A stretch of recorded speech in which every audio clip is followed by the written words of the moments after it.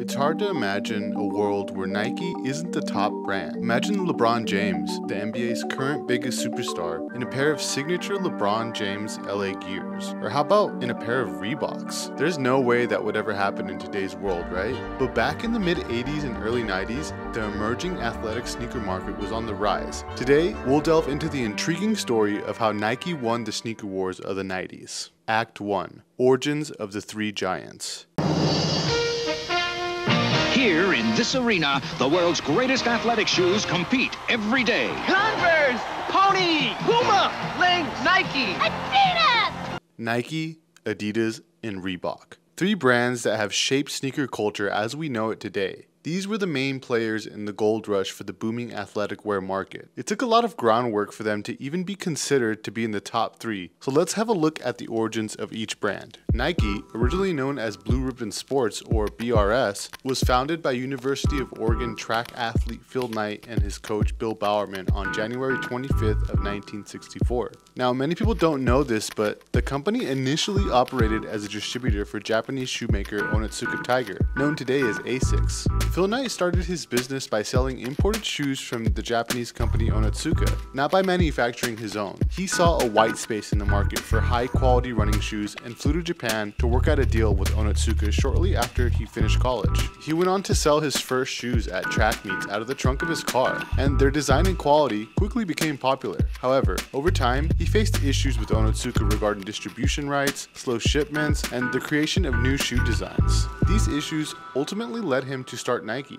In an interview, Knight suggests that if their partnership had remained amicable, he might have continued working with Onitsuka Tiger, and Nike might have never happened. And when I went to Japan, I went in a sporting goods store, and then the Onitsuka company had made a shoe called, the brand called Tiger, which seemed to have the most promise. So I called them up. Here I was 24 years old and real shy, and I got to go sell them on exporting some shoes to me. And so they walk through the accounting department before you get to the conference room, and there were 20 Japanese people in the accounting department, and they all stood up and bowed.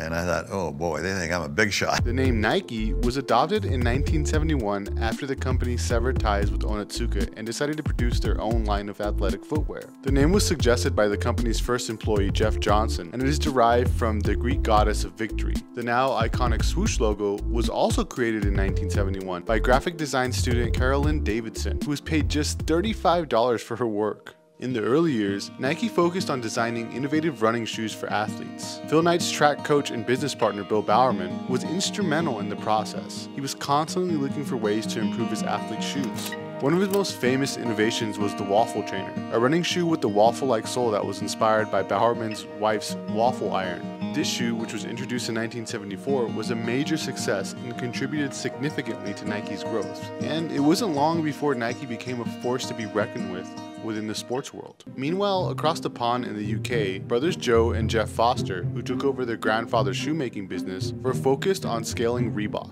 Reebok's early success came from their focus on running shoes, and they quickly became a prominent brand in the UK. But it wasn't until a specific shoe came to market that they became a major player in the running shoe world. That shoe was the Reebok Aztec. The Reebok Aztec was a significant catalyst for Reebok's brand in the late 70s and early 80s. At a time when the athletic footwear industry was starting to become more competitive and innovative, the Aztec stood out for its unique combination of style and performance. The shoe's unique colorway and highly functional roadster outsole won it a 5-star review in Runner's World magazine, a huge deal in the late 70s for athletic shoe companies. And when Paul Fireman, an American outdoor gear entrepreneur, discovered Reebok shoes at an international trade show, he was particularly drawn to the Reebok Aztec. Recognizing the potential for such a product in the American market, Fireman acquired the exclusive North American licensing rights to sell Reeboks.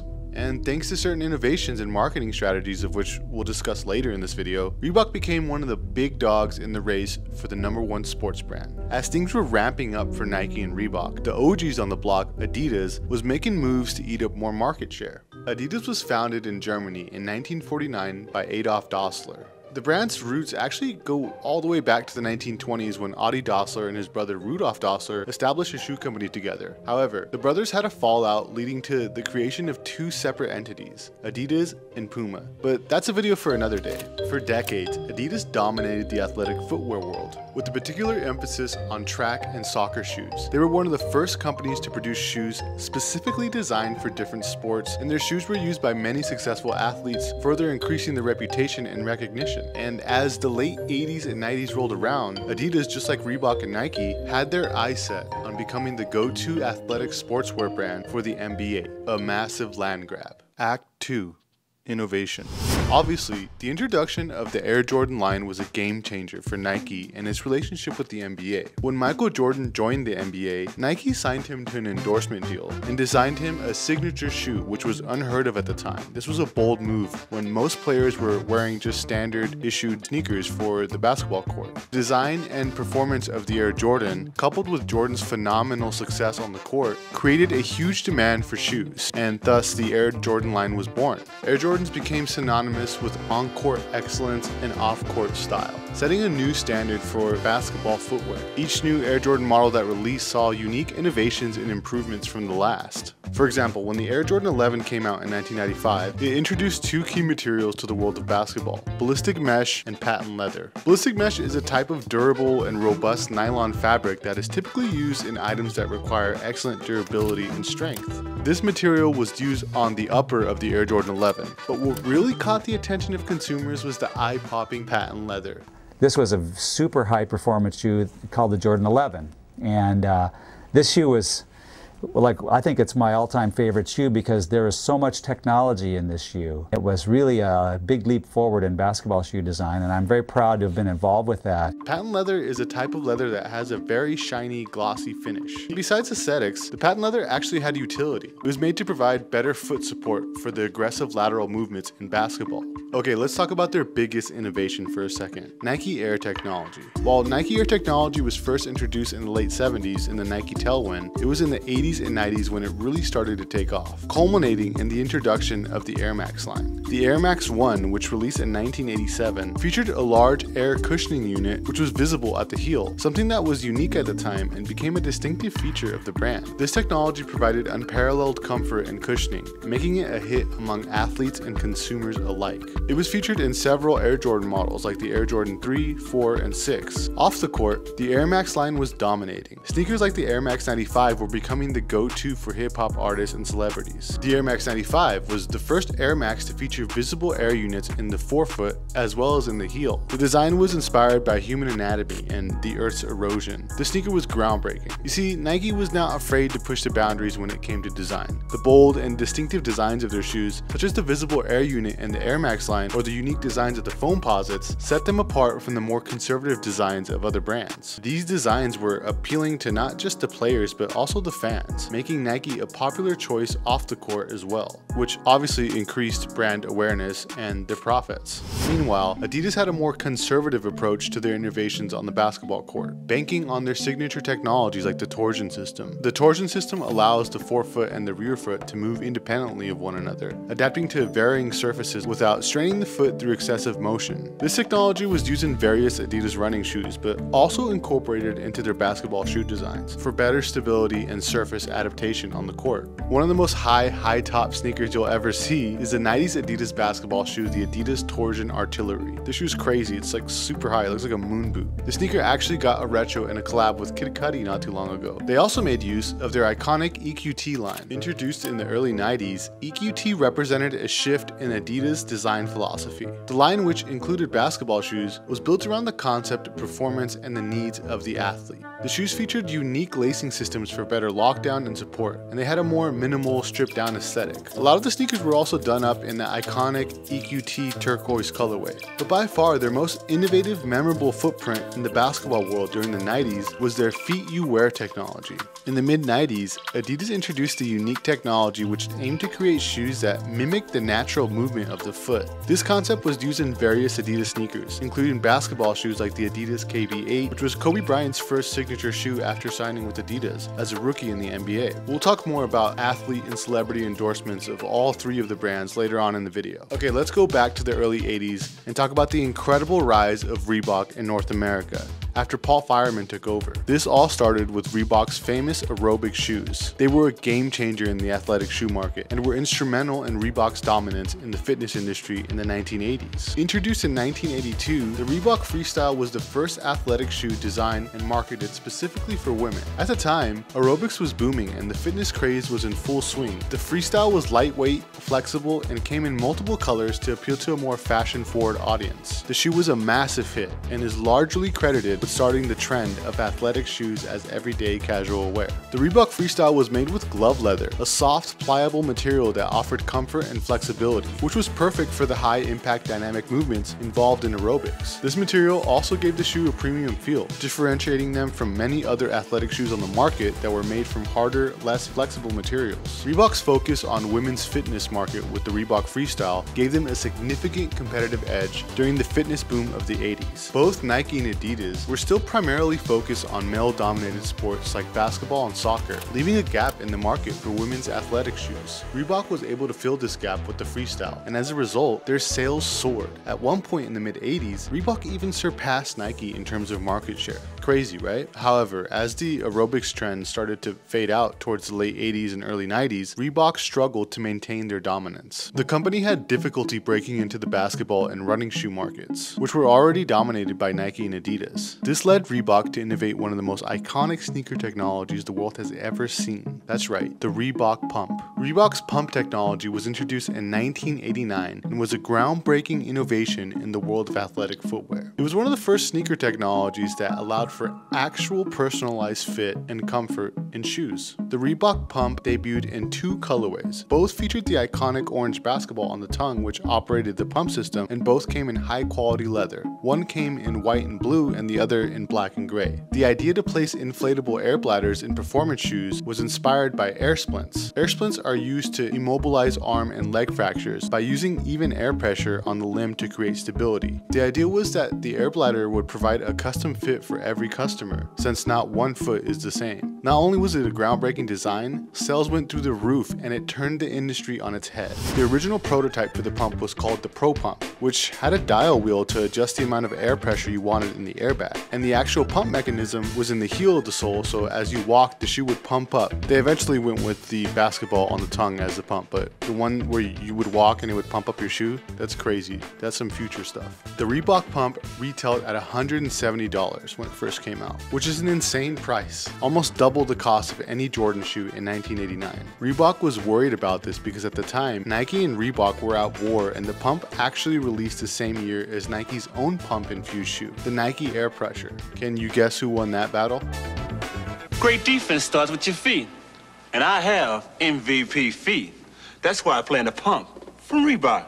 When I'm pumped up, I get support, protection, and a custom fit that's unbeatable. I'm a hot dog, but when it comes to protection, this is no bull. Pump up and air out. Switch to the greatest sports performance shoe in the world, the Reebok Pump. Pump up and air out. Act 3. Marketing and athlete endorsements. Reebok's marketing for the pump was aggressive, with their Pump Up and Air Out campaign taking a direct jab at Nike. Their marketing efforts paid off though, and by 1990, Reebok pump sales brought in a whopping $500 million in revenue. On the endorsement side of things, Reebok strategically outfitted Michael Jordan's rival, Dominique Wilkins, in pumps, but it would be the 1991 dunk contest legend that would catapult the Reebok pump to icon status. Reebok endorsed athlete D. Brown from the Boston Celtics, took it to a whole nother level when in front of millions, he pumped his shoes up before every dunk in the contest that year.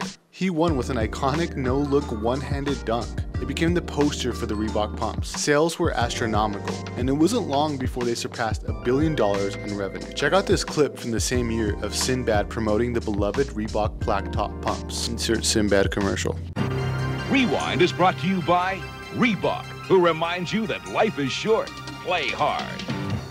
Yo, Sinbad here with the blacktop shoe. I got my boys here from the International Committee. I got Schwinn and Schwinn. I'm trying to get the outside game a part of the summer games here in Barcelona, right?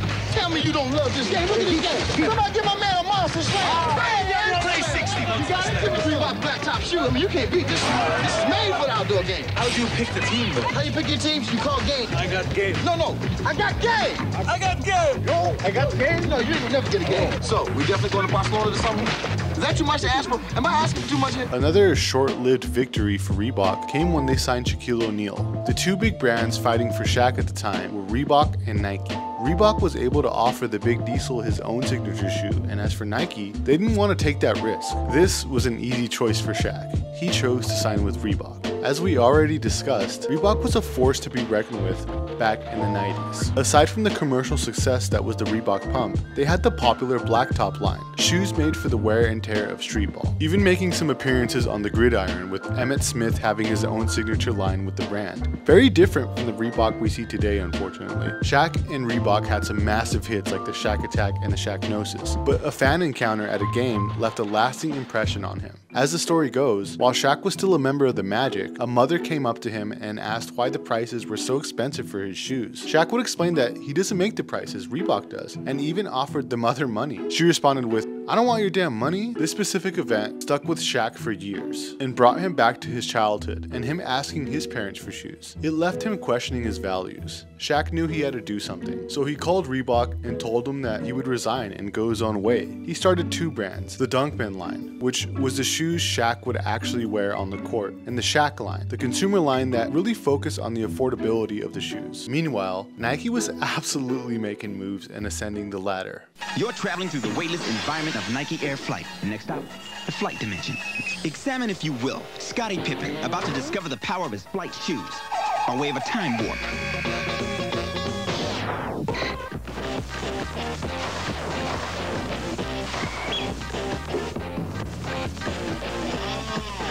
And so, history gets a lesson in the flight dimension.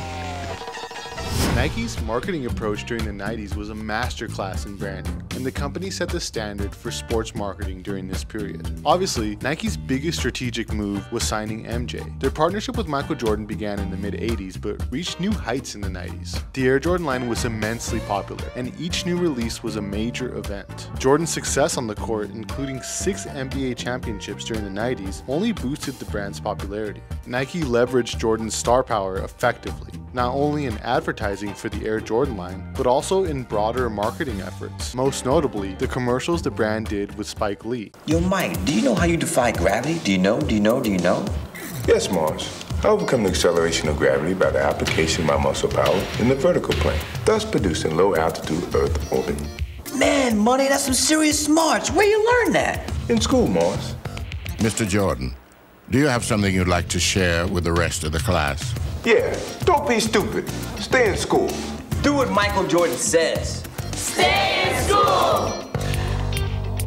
After the success of his movie, She's Gotta Have It, in which Spike Lee himself played a character named Mars Blackman who was obsessed with Air Jordans, Nike decided to bring Lee on board to direct and appear in a series of commercials for the brand. In these commercials, Lee reprised his role as Mars Blackman, acting alongside Michael Jordan. The character of Mars Blackman was a die-hard fan of Jordans, and his catchphrase, "It's gotta be the shoes," became iconic. Nike's marketing success can also be attributed to their work with Portland-based advertising agency Wieden & Kennedy. They were responsible for Nike's Just Do It campaign, and they also helped create the Mars Blackman commercials. Nike simply outshined all their competitors due to their relentless emphasis on storytelling. Nike excelled at creating compelling narratives around their products and athletes. Their ads often told stories that went beyond sports, touching on culture, struggle, and triumph.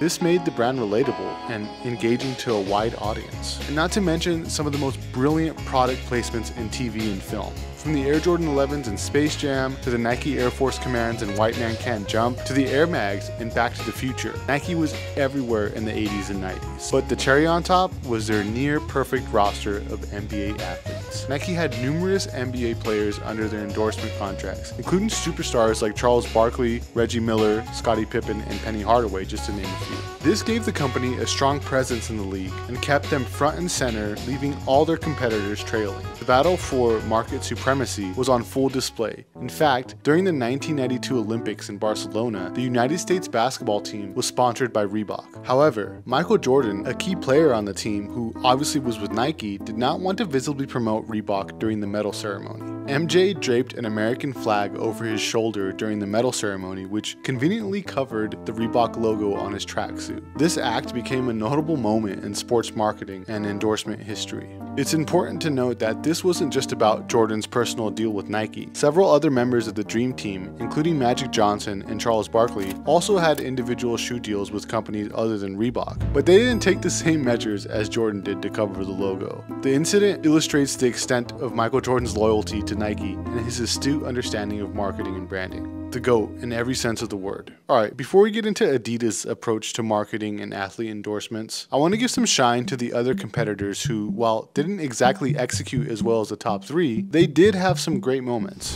Who remembers the LA Gear light-up shoes? Well, LA Gear's efforts to eat up market share went far beyond those light-up shoes for kids, which I wanted as a kid so bad, by the way. Taking note of the booming fitness craze of the 1980s, LA Gear founder Robert Greenberg seized the opportunity to import canvas sneakers similar to the popular Reebok workout shoes and rebranded them under the LA Gear logo. The canvas workout shoe launched by LA Gear in 1985 witnessed an explosive growth in sales, going from 200,000 at the beginning of the year to 1.8 million by the year's end. This success led to the company going public in 1986, resulting in a significant influx of funds that allowed LA Gear to expand their product offerings. The late 1980s and early 1990s marked a golden era for LA Gear, with the company's sales and market share rapidly growing. LA Gear was even recognized as one of the best American companies by several prominent publications, and their stocks were touted as the best performer on the New York Stock Exchange for multiple years in a row.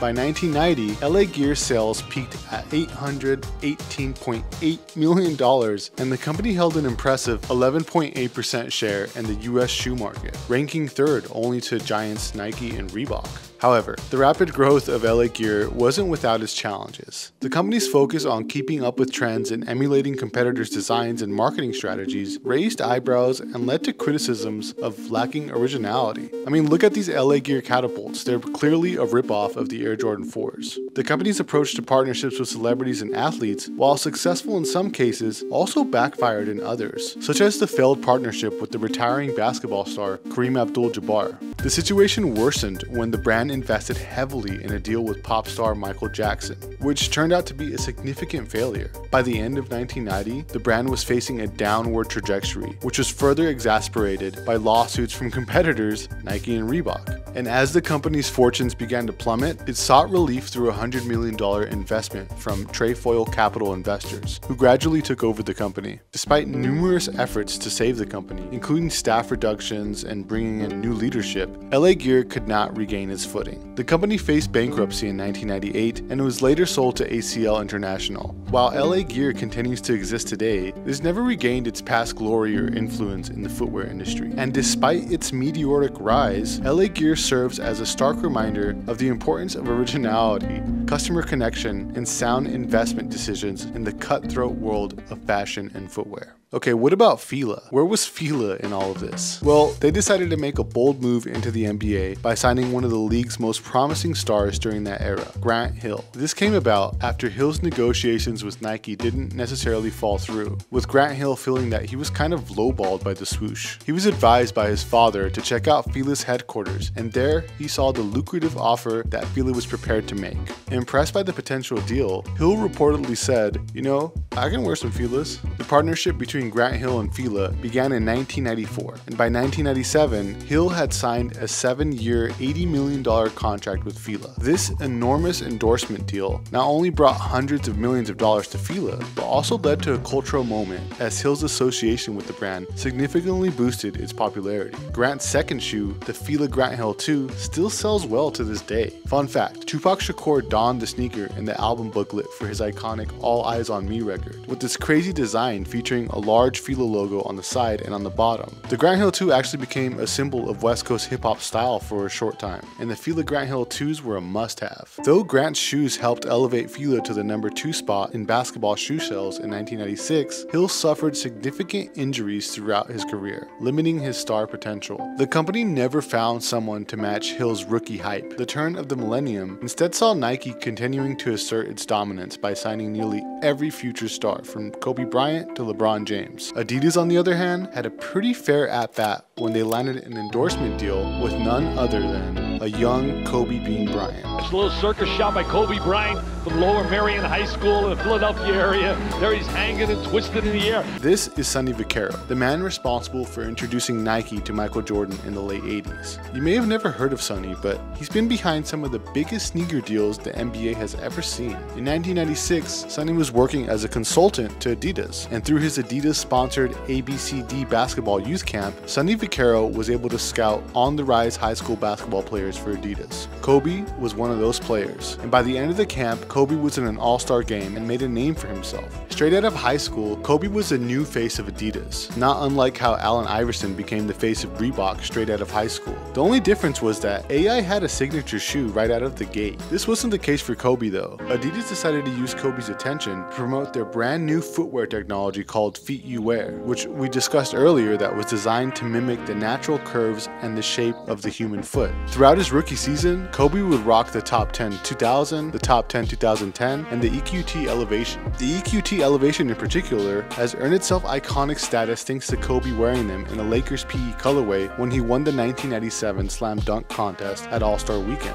Kobe received his first signature shoe, the Adidas KB8, at the start of his second year in the NBA. During the 1997-98 season, Michael Jordan's last with the Chicago Bulls, Kobe faced his childhood hero on 3 separate occasions, and each time he did, he was rocking the KB8s on feet. Can you imagine being a 19-year-old facing off with Michael Jordan? They were later retroed and rebranded by Adidas after Kobe went to Nike. The shoes are now referred to as the Crazy 8s. In his third year with Adidas, Kobe got his second signature model, the KB8-2.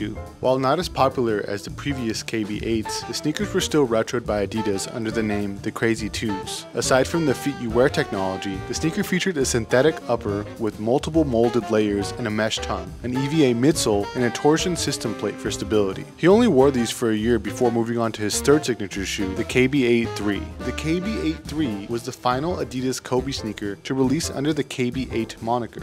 As Kobe's star power grew, Adidas decided to rebrand his shoe by simply naming them the Kobe 1 or the Kobe 2 or what have you. Fun fact about the KB8-3 is that the sole was actually borrowed by Kanye West for the Yeezy 500 silhouette. Just have a look at some of these side-by-side photos. I think it's dope that Yeezy used the sole from an old Adidas model, especially the KB8-3s. Unfortunately, Adidas Feet You Wear technology was abruptly discontinued due to a legal dispute between Adidas and the inventor of the technology. This forced Adidas to shift the design direction of the Kobe line. Enter the Kobe 1. Released in the year 2000, the sneaker was a major departure from the Feet You Wear design style. The futuristic aesthetic was inspired by the Audi TT Roadster, apparently at the time one of Kobe's favorite cars. Kobe wore these when he won his first ring in the 2000 finals against the Lakers and the Pacers. To go along with the debut of the Kobe 1, Adidas unveiled the Froby logo, a silhouette of a young Kobe with an afro. If you're a fan of Kobe and his shoes, then you probably already know what shoe is coming next. Probably the most bizarre performance shoe ever made, the Kobe 2. The Kobe 2s took the same design language from the previous models and transformed the mold into a box-shaped